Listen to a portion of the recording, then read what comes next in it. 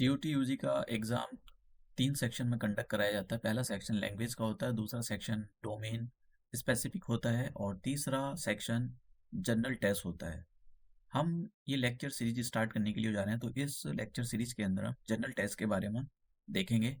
पिछले साल के हम सभी क्वेश्चन सॉल्व करेंगे और मैथ के अंदर हम बेसिक कॉन्सेप्ट से लेकर एडवांस कॉन्सेप्ट की ओर अप्रोच करेंगे। तो मैं आपको 1-2 क्वेश्चन दिखाता हूँ कि किस टाइप के क्वेश्चन ये जो जनरल टेस्ट होता है उसमें मैथ के क्वेश्चन पूछे गए हैं। तो ये 2022 में क्वेश्चन आया था। सिंपल क्वेश्चन है, कोई ऐसा नहीं कि बहुत मुश्किल क्वेश्चन है और आपसे हो नहीं पाएगा। देखो, कुछ स्टूडेंट्स ने तो मैथ छोड़ दिया था 9th में उन्होंने 10th मार्क का बेसिक लिया था और इसलिए उनको कुछ प्रॉब्लम होती है।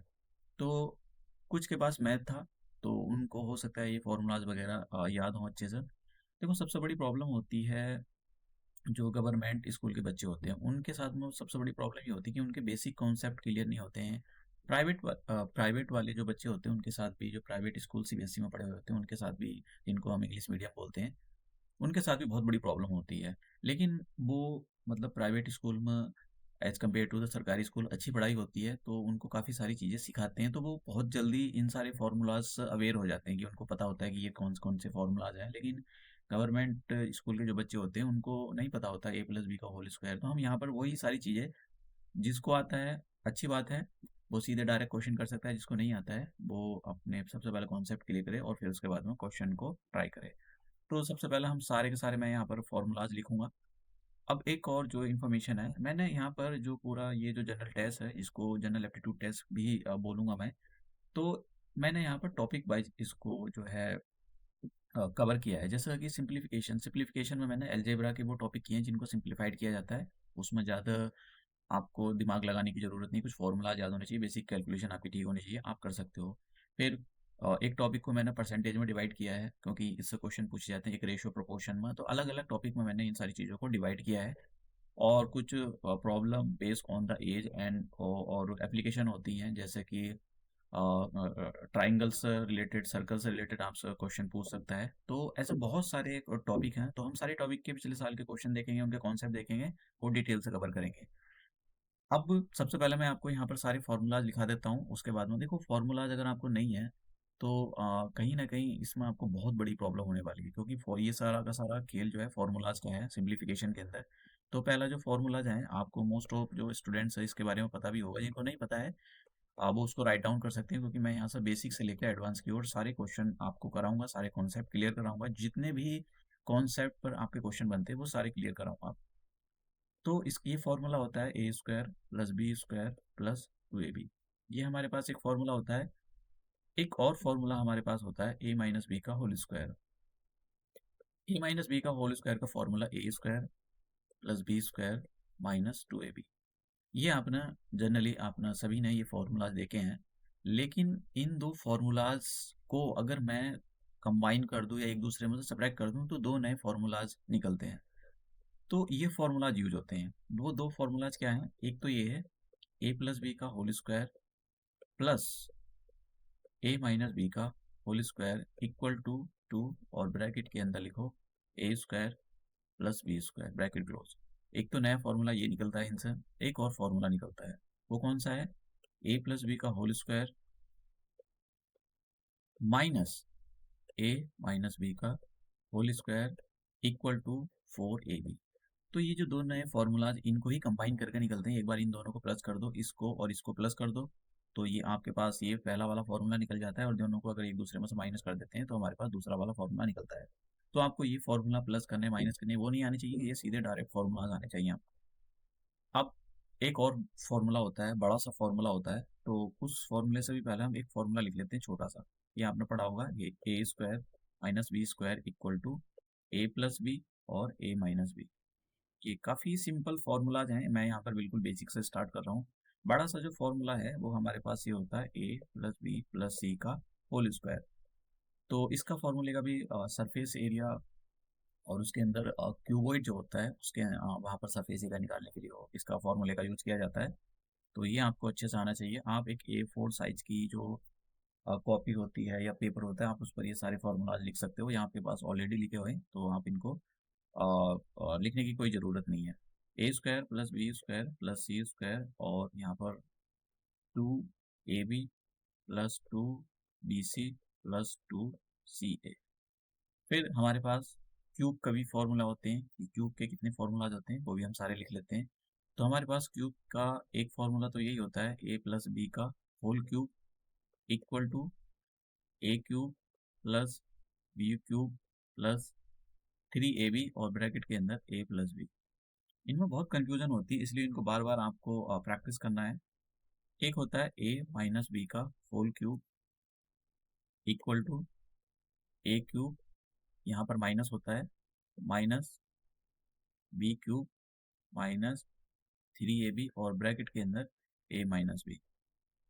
अब और कुछ होते हैं फॉर्मूला, एक तो ये होता है A cube plus B cube equal to bracket के अंदर आप a प्लस बी लिखोगे। देखो ऊपर वाले दो फॉर्मूलाज में और इसमें डिफरेंस है, यहाँ पर होल स्क्वायर लगा हुआ है, अगर आप अच्छे से देख पा रहे हो ये होल स्क्वायर है, और नीचे वाले होल स्क्वायर नहीं है, ए पर अलग से सॉरी होल क्यूब है यहाँ पर, और नीचे वाले जो फॉर्मूलाज हैं ये वाले यहाँ पर इंडिविजुअली क्यूब लगा हुआ है। तो ब्रैकेट के अंदर a प्लस बी और फिर ब्रैकेट दूसरा ब्रैकेट स्टार्ट करेंगे ए स्क्वायर बी स्क्वायर और यहाँ पर माइनस ए बी। एक और फॉर्मूला जो होता है वो माइनस का होता है, तो A cube minus B cube equal to bracket के अंदर ए माइनस बी लिखेंगे, दूसरा ब्रैकेट स्टार्ट करेंगे और दूसरे ब्रैकेट के अंदर हम लिखेंगे ए स्क्वायर प्लस बी स्क्वायर और यहाँ पर होता है प्लस ए बी। तो आप दोनों के अंदर अगर अच्छे से डिफ्रेंशिएट कर पा रहे हो तो आप देख रहे हो यहाँ पर माइनस होता है, यहाँ प्लस होता है, ब्रैकेट के अंदर प्लस होता है और यहाँ पर माइनस होता है। तो दोनों के अंदर इन फॉर्मूला दोनों जो फॉर्मूलाज हैं वो अलग हैं, एक जैसे नहीं है, कभी आप कंफ्यूज करके एक दूसरे को मिक्स कर दो। एक बड़ा सा फॉर्मूला होता है, और बड़ा सा फॉर्मूला ये है क्यूब का कि A cube plus B cube plus C cube minus A B C equal to bracket के अंदर होता है ए प्लस बी प्लस सी और फिर दूसरे ब्रैकेट के अंदर होता है A square B square plus C square, यहाँ पर minus A B minus B C minus C ए।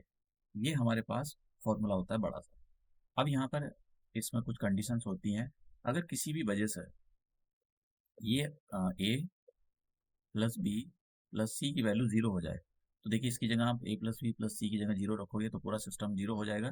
तो जो हमारे पास फॉर्मूला कन्वर्ट हो जाता है ये हो जाता है A cube plus B cube plus C cube minus A B C equal to zero, और उस केस में हमारे पास ए क्यूब बी क्यूब और C cube equal to 3abc।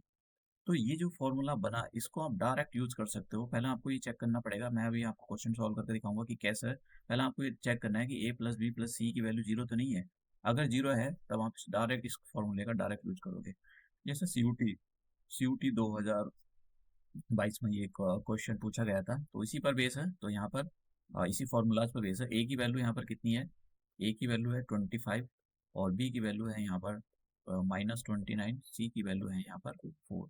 तो सबसे पहले आप ये चेक करो ए प्लस बी प्लस सी की वैल्यू जीरो तो नहीं है। ये अगर ये हुआ ठीक है, पहले हम चेक करना पड़ेगा। तो ए की वैल्यू रखते हैं हम 25, बी की वैल्यू रखते हैं हम -29 और सी की वैल्यू रखते हैं 4। सी की वैल्यू रखते हैं हम 4। तो देखो कितना आ जाएगा 4 प्लस 25 तो कितना हो जाएगा, प्लस का 29 माइनस का 29 तो कितना हो गया 0। तो इसका इससे ये पता लगता है कि आप ये जो फॉर्मूला था बड़ा सा फॉर्मूला ये इसी पर बेस है। तो यहाँ पर ए प्लस बी ये जो है ए प्लस बी प्लस सी की वैल्यू जीरो होगी, तो आप सीधा डायरेक्ट इसको यूज कर सकते हो। तो मैं यहाँ पर फॉर्मूला लिखने के लिए जा रहा हूँ, आप स्किप भी कर सकते हो। तो ए क्यूब बी क्यूब और सी क्यूब की वैल्यू जो है 3abc के इक्वल हो जाएगी। तो ए का रोल यहाँ पर 25 प्ले कर रहा है, तो 25 का क्यूब प्लस माइनस 29 का क्यूब और प्लस 4 का क्यूब इक्वल टू वैल्यू रख लेते हैं हम 3 मल्टीप्लाई ए की वैल्यू है यहाँ पर 25, बी की वैल्यू है यहाँ पर -29 और सी की वैल्यू है यहाँ पर। देखो आपको मतलब इस टाइप के क्वेश्चन तो बेसिक कैलकुलेशन आनी चाहिए आपको, तभी आप कर पाओगे, अदरवाइज उसमें भी गड़बड़ हो जाएगा। 25 और 4 की जब मल्टीप्लाई करोगे तो ये 100 बनाता है, ठीक है। 25 5 4 जा 100 होते हैं, तो हमारे पास एक नंबर ये बचा 3 और एक नंबर बचा माइनस का 29। तो पहले हम 3 की 29 में मल्टीप्लाई कर लेते हैं और जो आएगा लास्ट में 2 जीरो लगा देंगे। तो कितना आएगा, एक तो माइनस आएगा, प्लस माइनस माइनस होते हैं, तो 9 3 जा 27। ठीक है, कैरी ओवर टू, मैं यहाँ पर देखो, आप ये बहुत जल्दी कर सकते हो, ये सब करने की जरूरत नहीं, लेकिन जिनका मैथ कमजोर होता है मैं इसलिए उनको बता रहा हूँ। 3 2 जा कितने हो गए, 6 6 हो गए, और 2 कैरी कर दो तो कितना हो जाएगा 8। और ये लास्ट में जो 2 जीरो है इनको आप लगा दो, तो हमारे पास कितना आंसर आ गया, हमारे पास आ गया -8700। तो अपने ऑप्शन में देखते हैं क्या हमारे पास ऐसा कोई ऑप्शन है। हाँ देखिए, अब देखो तुक्केबाजी नहीं चलती, आपके पास दोनों ऑप्शन है, आंसर इसका ए है, दोनों ऑप्शन है, प्लस प्लस का भी 870 लिखा हुआ है, तो आप जल्दीबाजी में अगर आपका ये माइनस छूट गया तो देखिए वहाँ पर गलती हो जाएगी, और आपके जो 5 मार्क्स है वो चले जाएंगे, क्योंकि आपको पता है कि एक क्वेश्चन 5 अगर आपने ठीक करते हो तो 5 मार्क्स मिलते हैं, अगर गलत करते हो तो आपका जो वो है -1 मार्क्स हो जाता है। तो ये सीधा फॉर्मूलाज बेस्ड क्वेश्चन थे, इसलिए मैंने इसको सिंप्लीफिकेशन की कैटेगरी में रखा है। तो अब यहाँ पर देखिए कुछ स्पेशलाइजेशन की ज़रूरत नहीं होती है कि जिन बच्चों का मैथ वीक होता है वो यही बहाना लगाएं कि हमसे नहीं हो पाएगा। तो देखो कुछ क्वेश्चन बेसिक कैलकुलेशन तो आपको आनी चाहिए, थोड़ी आप कॉन्सेप्ट क्लियर करो और आपका जो है काम हो जाएगा, बाकी आपको इसमें कुछ पीएचडी करने की ज़रूरत नहीं है। अब देखिए ये क्वेश्चन था, ये 2022 में पूछा गया था ये भी, तो सॉल्व करते हैं इसको। देखिए मैंने आपको पीछे फॉर्मूलाज बताए थे, मैं फिर से लिख देता हूँ। मैंने आपको ए क्यू माइनस बी क्यू का फॉर्मूला बताया था, तो इसका फॉर्मूला होता है, मैं बार बार फॉर्मूला लिखता रहूँगा जिससे आपको याद हो जाए, ए माइनस बी और दूसरा ब्रैकेट ए स्क्वायर प्लस बी स्क्वायर और प्लस का ए बी, ये फॉर्मूलाज होता है। तो हम इसके ऊपर मतलब ये इस फॉर्मूलाज में तो आप देखो ऊपर वाला जो नंबर लिखा हुआ है ये, यहाँ पर देखो, इसको देखो और इसको देखो, तो 2.7 का क्यूब माइनस 2.2 का क्यूब, तो यहाँ पर ए का रोल कौन प्ले कर रहा है, 2.7, बी का रोल कौन प्ले कर रहा है, 2.2।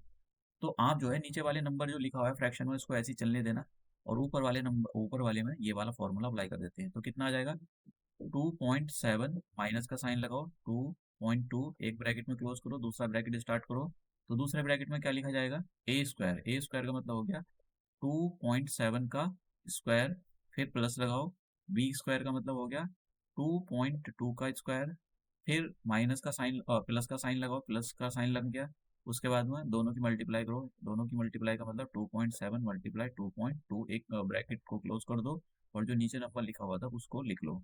तो देखो नीचे जो नंबर लिखा हुआ था वो 2.7 का स्क्वायर है, और फिर दूसरा 2.7 मल्टीप्लाई 2.2 प्लस 2.2 का होल स्क्वायर।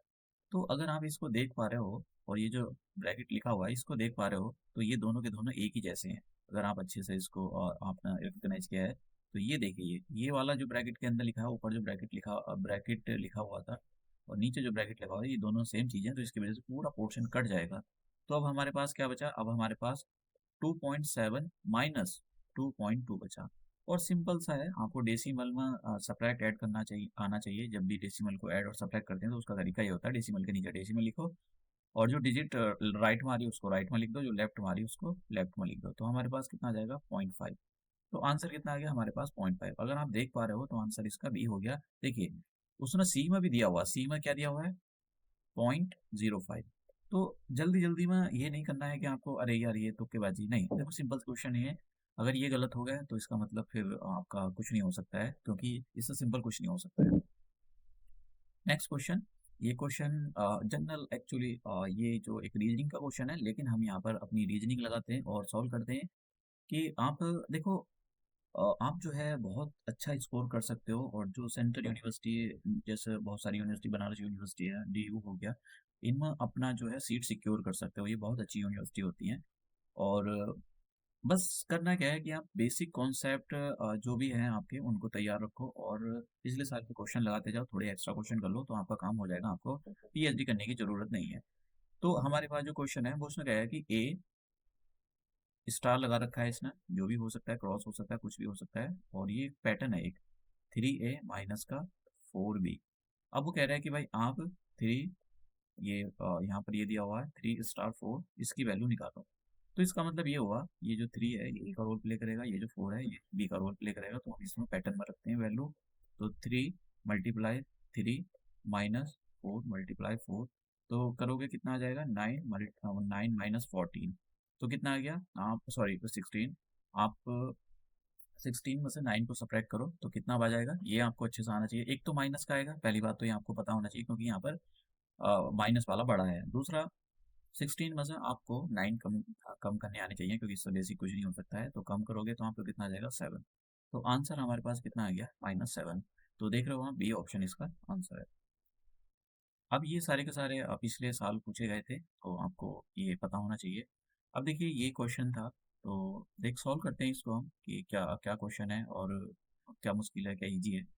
देखिए इतनी मुश्किल इजी क्वेश्चन भी अगर आप नहीं कर पाए तो फिर मतलब आपका, मुझे नहीं लगता है कि आप सीयूटी की भी इवन जो ग्रेजुएशन का लेवल होगा आपका उसकी पढ़ाई भी आप कर पाओगे। इतना बेसिक तो आना चाहिए आपको।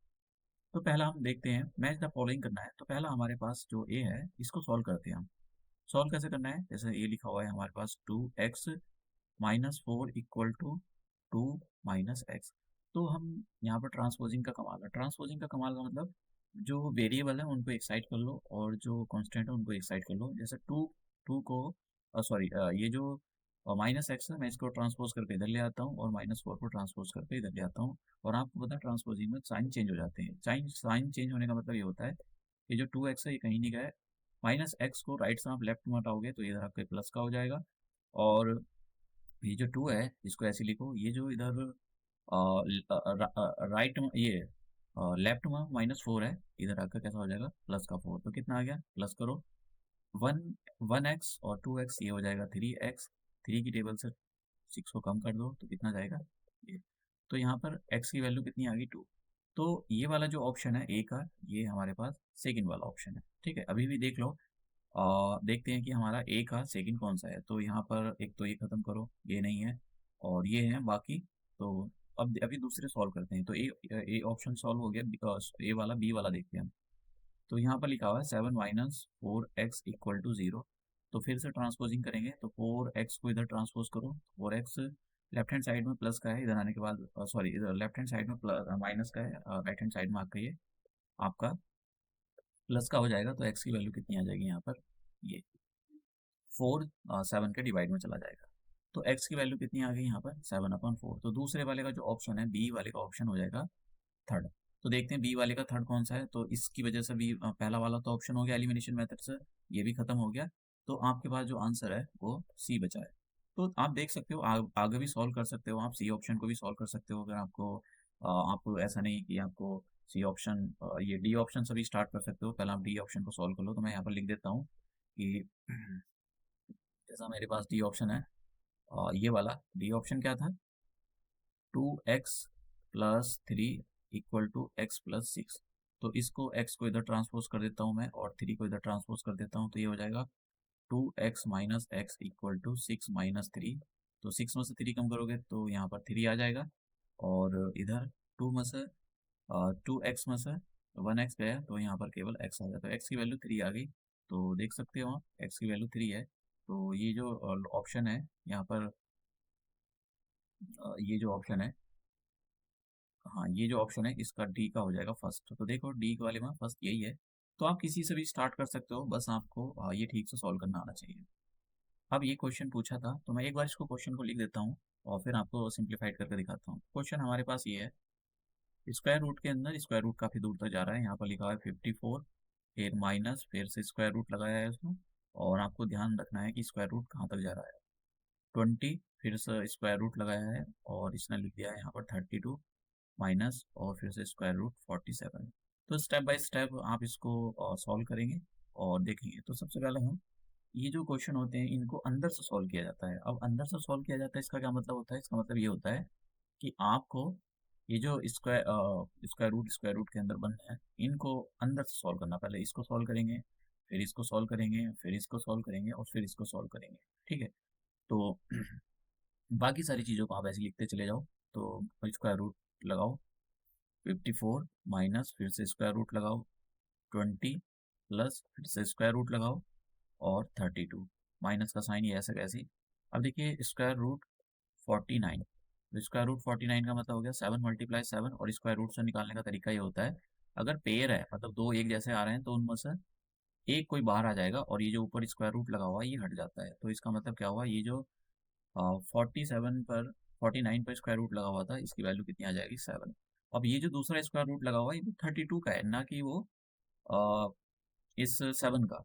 अब देखिए यहाँ पर लिखा हुआ है, ये जो आप देख रहे हो 32 में से आप 7 माइनस करो, तो 32 में से आप 7 माइनस करोगे तो कितना आ जाएगा, 25 आ जाएगा।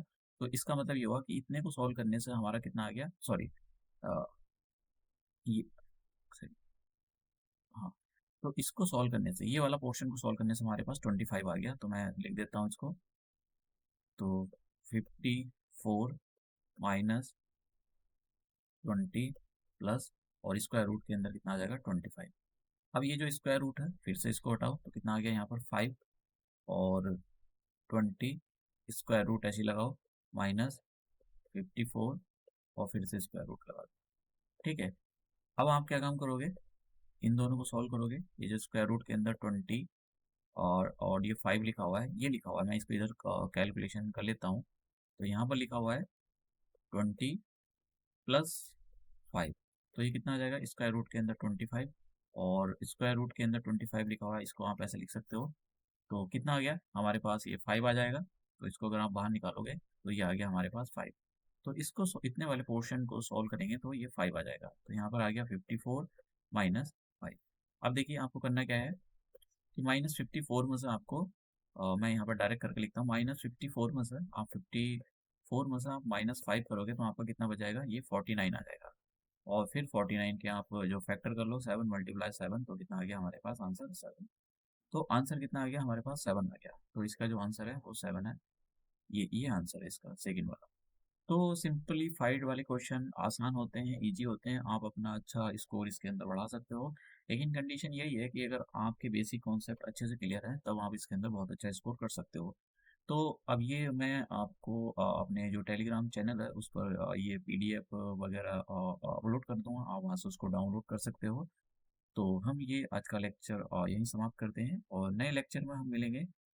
मैं यहाँ पर एक और चीज़ बताना चाहता हूँ कि जल्दी मैं जितनी भी करंट अफेयर हैं, करंट जो पिछले साल की, एक साल की करंट अफेयर होती है, वो लाने वाला हूँ, जीके के लेक्चर लाने वाला हूँ। और जो कुछ डोमेन स्पेसिफिक सब्जेक्ट हैं उनके भी पिछले साल के क्वेश्चन मैं आपको सॉल्व कराऊंगा, जैसे मैथ हो गया, इकोनॉमिक हो गया, ज्योग्राफी हो गया, हिस्ट्री हो गया, पॉलिटिकल साइंस हो गया, और भी दूसरे सब्जेक्ट हैं जिनको मैं सॉल्व कराऊंगा। मुझे जितना टाइम मिला मैं सारी चीज़ें अपने एंड से इसको सॉल्व कराने की कोशिश करूंगा कि आपका मई से पहले पहले ये सारा पिछले साल के क्वेश्चन और किस टाइप के क्वेश्चन फ्रेम हो सकते हैं, प्रैक्टिस क्वेश्चन, वो सारी चीज़ें हम देखेंगे।